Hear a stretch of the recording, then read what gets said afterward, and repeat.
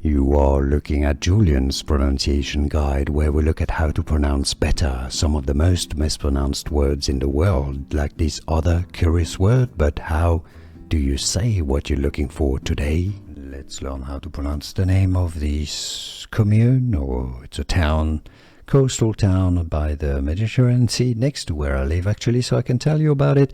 It's pronounced Canet.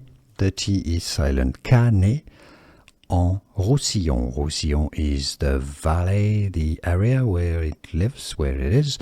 Canet-en-Roussillon is the French pronunciation. If you're going to pronounce French perfectly, you can say it as Canet-en-Roussillon.